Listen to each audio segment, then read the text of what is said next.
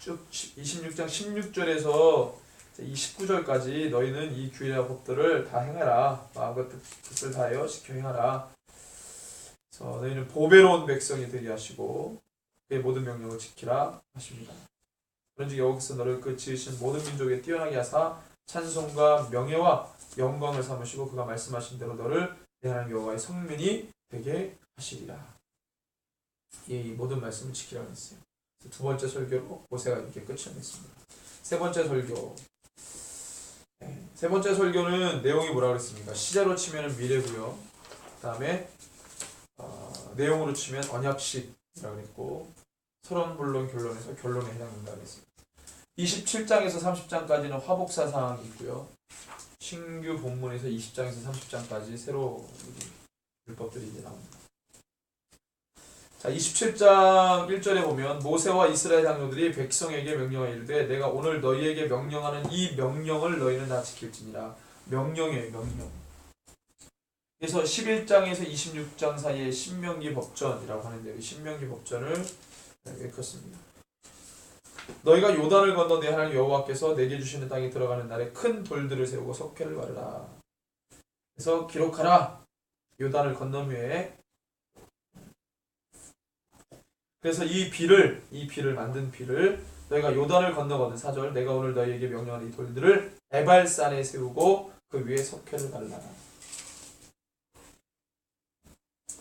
너는 다듬지 않은 돌로 내 하나님 여호와의 제단을 쌓고 그 위에 내 하나님 여호와께 번제를 드려라. 화목제를 드리고 거기에서 먹어라. 여호와 앞에서 즐거워하라. 너는 이 율법의 모든 말씀을 그 돌들 위에 분명하고 정확하게 기록해라. 그래서 이제 이 화복에 대해서 말씀하시는데 11절부터 12가지에 대해서 이제 말씀하십니다. 모세가 그날 백성에게 명령하여 이르되 너희가 요단을 건넌 후에 시몬과 레위와 유다와 이사갈과 요셉과 베냐민은 백성을 축복하기 위하여 그리심산에 서고 루벤과 gad과 아셀과 스불론과 난과 납달리는 저주하기 위해 에발산에 서고 그래서 그리심산과 에발산에 서서 이제 하나님께서 말씀하시죠. 축복과 저주를 선언합니다. 그래서 맨 끝에는 뭐라 그래요? 아멘 하라고 했어요. 아멘. 그죠? 아멘 할지니라. 아멘 할지니라. 15절부터 15절, 16절, 17절, 18절, 19절, 20절, 21, 22, 23절, 24, 25절, 26절 맨 끝에 아멘 할지니라. 아멘, 아만. 예, 알겠습니다. 그렇게 행하겠습니다. 아멘은 행위를 동반한 수긍을 말합니다.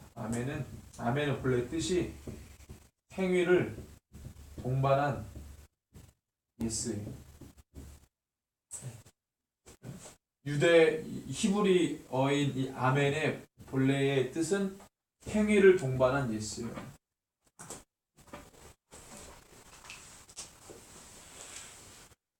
(28장에) 이제 축복과 저주를 선포합니다.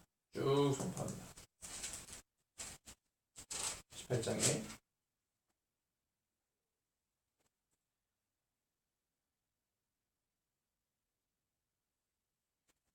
그래서 여러분들 쭉 읽으면 엄청나게 하나님께서 축복과 저주를 선포하시고 29장에 언약식을 이제 맺습니다.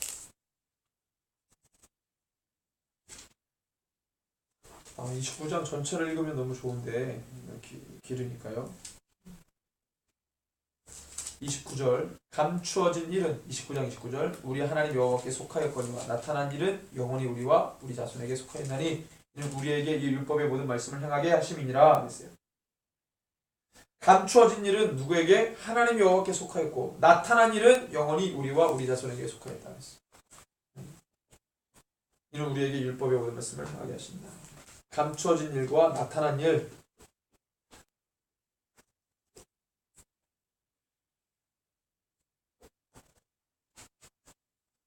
여러분들 29장을 좀 깊이 읽기를 바랍니다.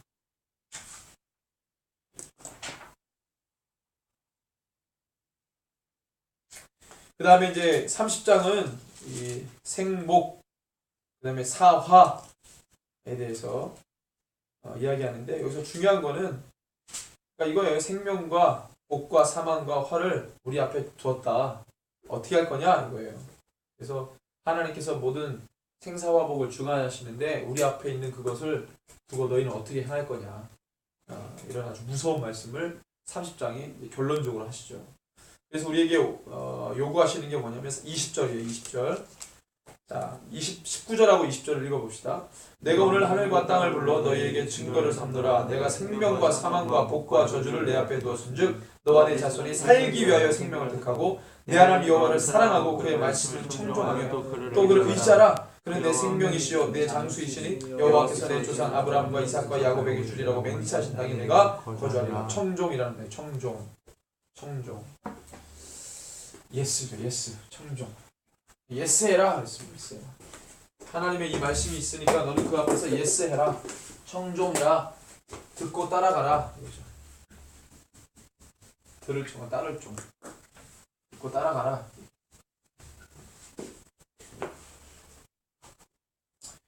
그래서 30장까지 모세의 삼설교가 끝났어요.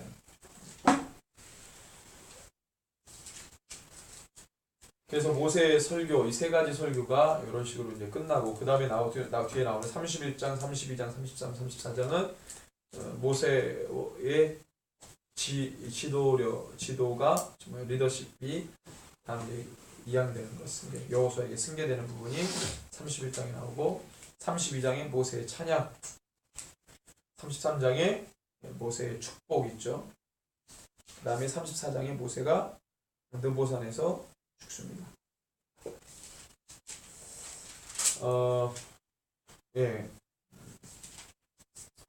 14절, 31장 14절 15절 보면 여호와께서 모세에게 이르시되 너가 죽을 기한이 가까웠으니 여호수아를 불러서 함께 회막으로 나오라. 내가 그에게 명령을 내리리라. 모세와 여호수아가 나아가서 회막에 서니 여호와께서 구름 기둥 가운데서 장막에 나타나시고 구름 기둥 장막 위에 머물러 있더라. 하나님께서 여호수아를 불러서 차기 지도자로 세우십니다. 하나님이 세우신 거예요. 하나님.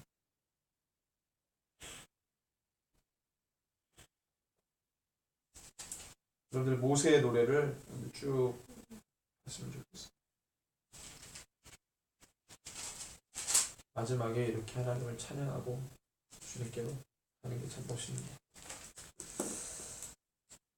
모세가 마지막에 유언을 합니다. 32장 44절에서 47절 읽습니다. 모세가 눈의 아들 호세아가 여호수아죠. 호세아가 와서 이 노래의 모든 말씀을 백성에게 말하여 들리니라. 모세가 이 모든 말씀을 온 이스라엘에게 말하기를 마치고 그들에게 이르되 내가 오늘 너희에게 증언한 모든 말을 너희의 마음에 두고 너희의 자녀에게 명령하여 이 율법의 모든 말씀을 지켜 행하게 하라. 이는 너희의 헛된 일이 아니라 너희의 생명이니 이 일로 말미암아 너희가 요단을 건너가 차지할 땅에서 너희의 날이 장구하리라 했어요. 그래서 이 여호수아에게 했습니다. 여기 보면은 호세아, 여호수아라는 말하고요. 호세아, 예수가 똑같은 말이에요. 이 세 개가.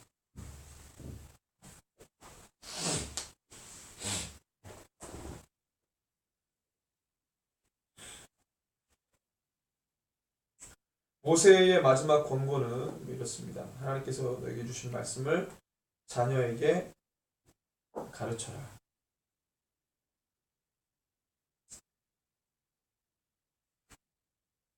그리고 이 말씀들을 지켜라.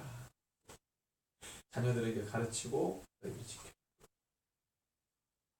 생명을 위한 거죠. 그 다음에 33장에 모세가 축복하는 12지파를 축복하죠.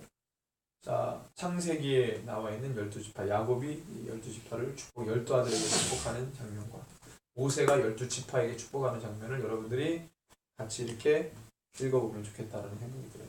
대조하면서 좋았으면 좋겠어요. 모세가 34장에 죽습니다.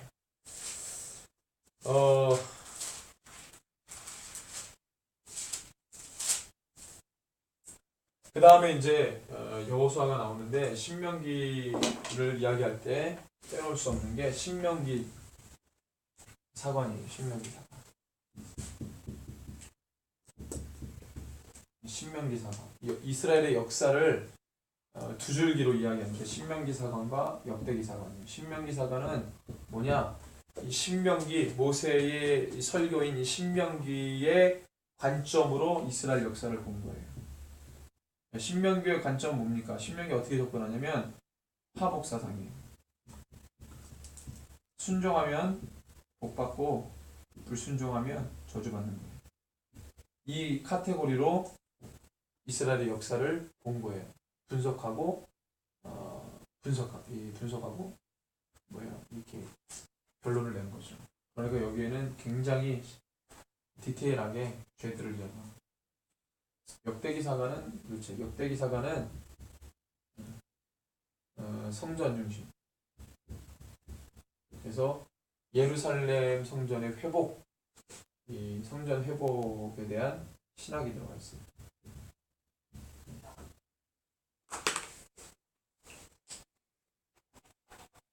그래서 이 신명기 사관이 굉장히 중요합니다. 모세의 이 설교를 가지고 역사를 다룬 신명기 역사서.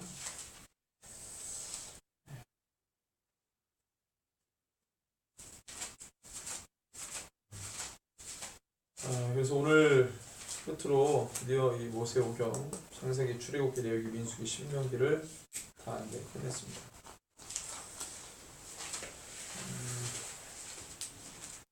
여호수아 이제부터 나오는 것은 역사서인데 여호수아의 가나안 정복 역사와 그 다음에 나오는 역사가 사사기거든요. 사사시대.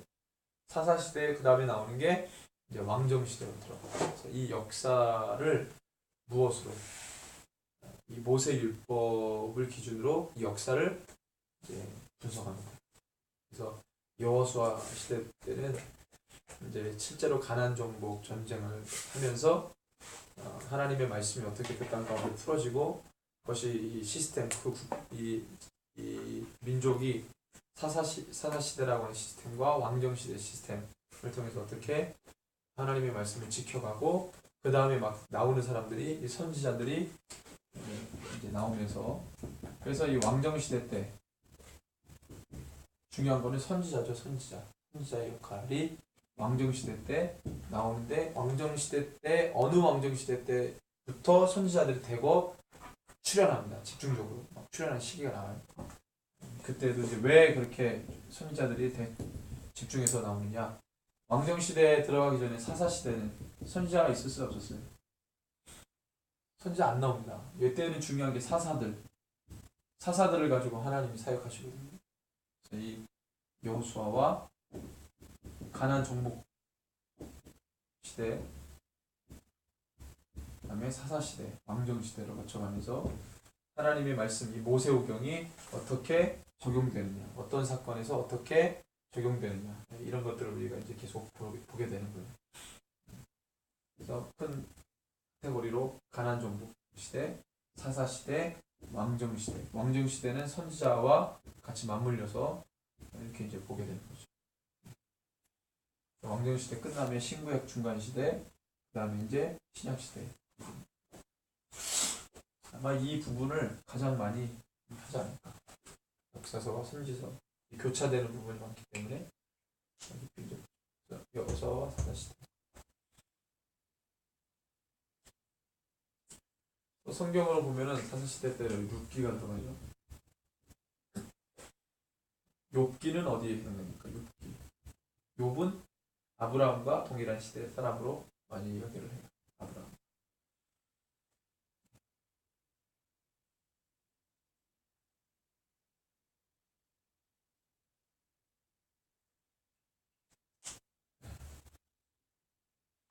여호수아하고 사사시대 넘어갈 때 첫 번째 사사가 누구냐면 온니엘이에요.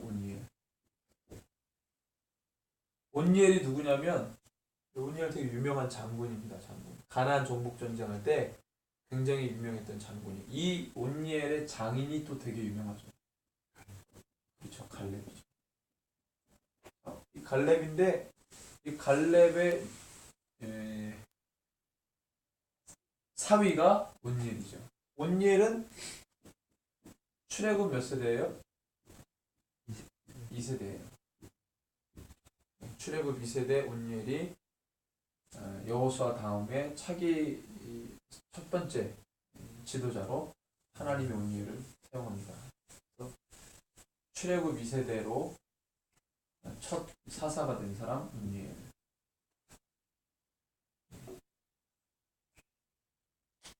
그다음에 이제 에훗, 삼갈, 드보라, 기드온 나오죠? 쭉 나오죠? 마지막 삼손이 아니 마지막 삼손이 마지막 사사가 삼손이죠. 마지막 사사가 삼손. 그래서 이제 사사 시대 때도 우리가 구체적으로는 뭐 볼 필요 없고 사사 시대 때는 이제 어느 사사가 어떻게 사역을 했고 어떻게 평가됐냐 그거를 보는 게 주된 부분이고 그다음에 이 사사 시대가 갖고 있는 이 서클이 있어요. 서클. 이 서클을 우리가 봅니다. 그래서 사실 운니엘까지는 그래도 출애굽 여호수아부터 그 승계가 이렇게 어느 정도 잘 되다가 그 다음부터는 막 그냥 난리 나죠.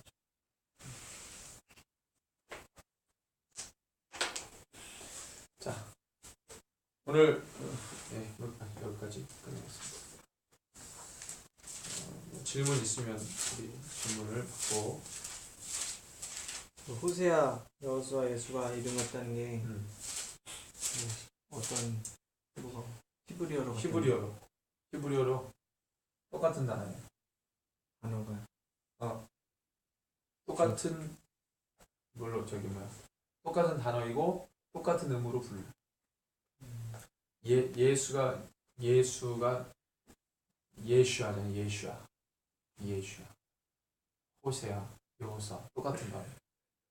우리는 번역할 때 한국말로 이렇게 번역을 했지 똑같은 단어지. 예슈아 호세아 여호사.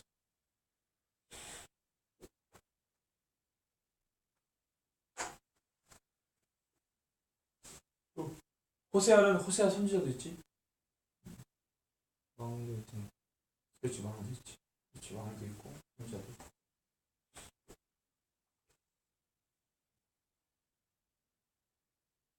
그건 뭐 그 의미 외에는 없어. 이렇게 똑같은 의무로 불리고.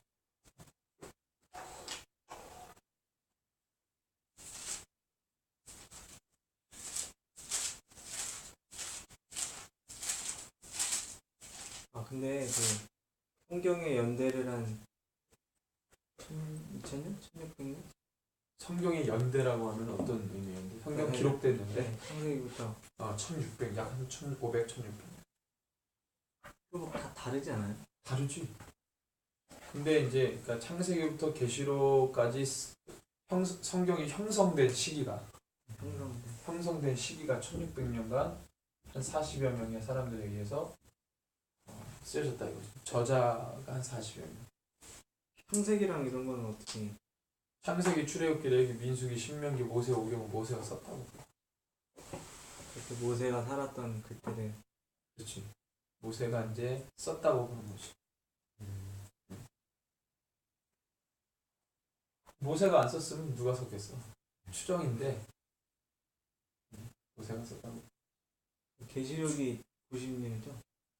AD 90년이 아니지. AD 95년 뭐 이후 1세기 말 주후 1세기 말. 요한 되게 오래 살았네요. 그치. 요한이 예수님의 제자들 중에서는 가장 오래 살았지. 그래서 자연사? 반모섬에서 죽은 거죠? 아니 반모섬에서 나왔지. 네. 나와가지고 어떻게 죽었는지 모르겠다. 자연사였으니까. 모세 오경이요. 백설이 넘은 거 아니에요? 나이는 뭐 100살? 예수님 때 요한이 어리다고 그러지 않으세요? 그렇지 뭐 나이 든 사람은 아니겠지. 30대가 아니었으니까.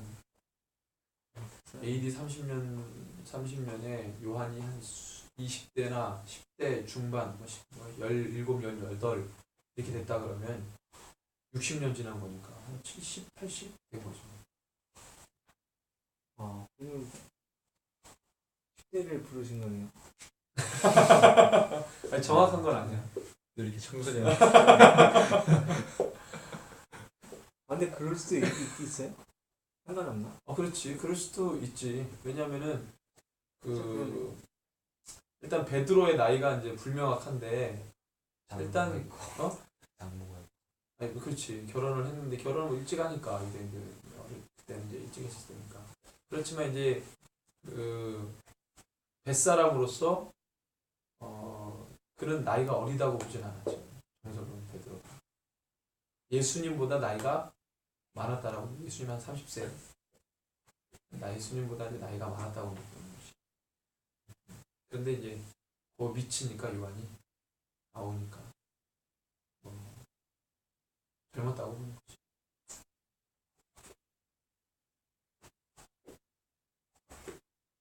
뭐 10대일 수도 있고 뭐 20대 초반일 수도 있고. 그렇지만 이제 계시록을 쓸 때 나이는 100세까지는 아니야. 빠르면 70이요. 늦게 잡아도 80 정도 되지 않았어.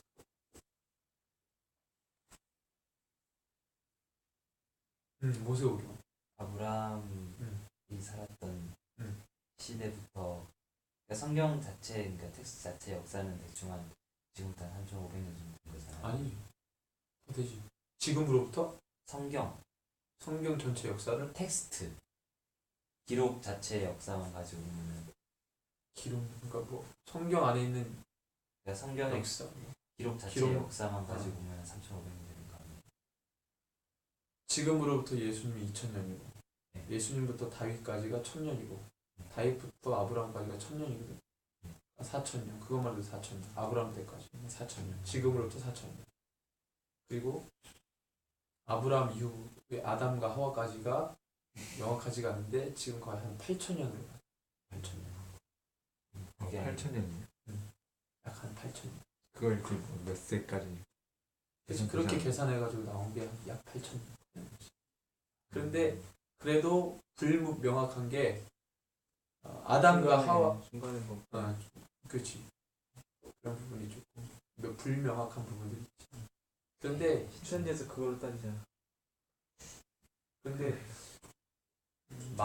그게 좀 정확하던데요? 뭐가? 이게 중간에 빈 게 있어. 그래? 다 이게 끝까지 다 몇 살까지 있는 게 아니야. 아니 근데 뭐 누군 몇 살에 죽고 누구 이렇게 해놓고 그러니까 그게 있는데 노아 때까지 된 다음에 빈 게 네. 있다니까. 근데 뭐 솔로몬 왕 때인가? 그때가 이제 연대가 정확하대요. 솔로몬 때까지? 예, 솔로몬 때가. 그래서 이게 홍수나고 이게 어떻게 됐는데 빈는 게 있어. 홍수도 치면 거기에나 연대가 그 연수가 나오니까 그 연수로. 근데 연수를 잡는 게 정확하냐 이게 이제 중요한 거지. 연수를 잡는 게 중요한 거. 왜냐면은 우리가 지금 연수를 따지는 게 로마 제국 때 시대 때 이제 나온 계산법으로 계산하는 거잖아. 1년을 365일로 해가지고. 근데 그게 유대력으로 치면 안 맞는단 말이야. 유대인들에게 1년은 365일이 아니거든.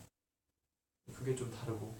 그래서 이게 지금 우리가 연수를 계산하는 계산법이 그걸로 계산해도 정확하게 나오는 건지, 이걸로 기준으로 잡아야도 되는 건지, 그게 불명확하기 때문에.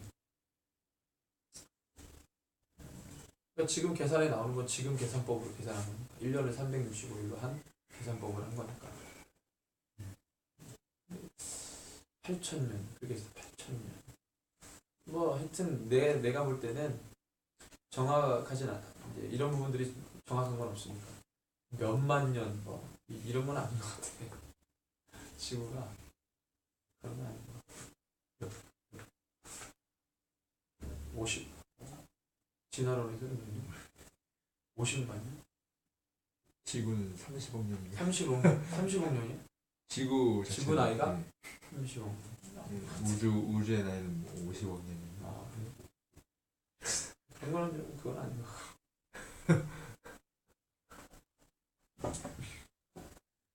그게 아담과 하와가 좀 불명확하지 않나? 아담과 하와가. 불은 역사를 주지 않아요. 아담과 하와가 930세를 살고 죽었어. 930세. 거의 천수를 누린 거지. 30세를 살고 죽었는데, 그러니까 이제 이런 게 이제 지금 계산법으로 이게 맞는 건지. 그리고 또 사실은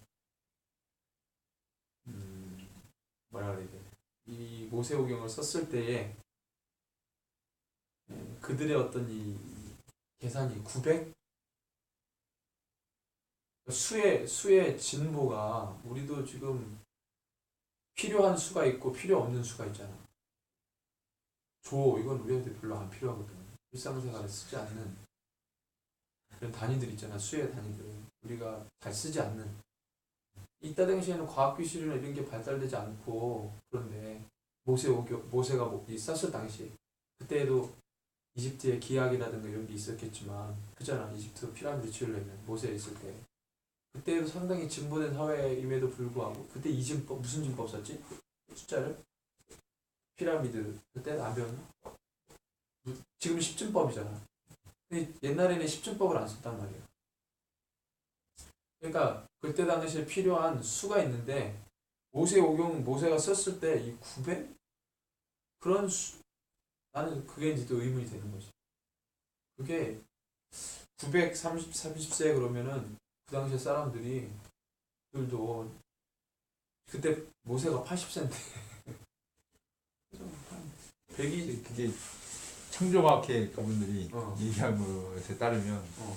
홍수가 있기 전에는 사람이 그렇게 살았대요.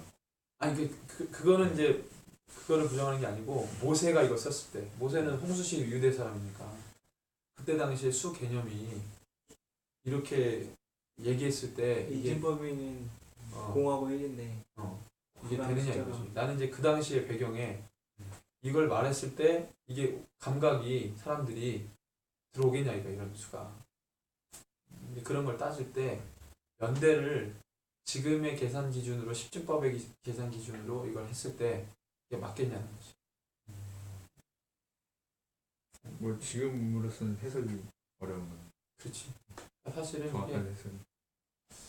성경에 나와 있는 거를 가지고 계산하는 것도 사실은 좀 위험한 부분이 없잖아 있는 거고, 기준이 지금이 되는 거니까. 하여튼 간에 뭐 내가 볼 때는 50, 30 먹강령 그런 건 아닌 것 같아. 그 정도까지는 아니고, 그렇다고 10,000년 넘어가는 거 아니고. 이렇게 오래됐을까? 아브람 때까지가 하여튼 4,000년 되잖아. 그거는 거의 그렇잖아. 왜냐면 아브람 때 주변 정세가 이미 고고학적으로 다 나온 부분들이기 때문에, 거의 그때까지는 내가 볼 때는 4,000년 때까지는 거의 어느 정도 맞다고 생각을 하는데, 아브람 이후부터가 이제 불분명. 아브람 이후부터 성경사고로 계산하는.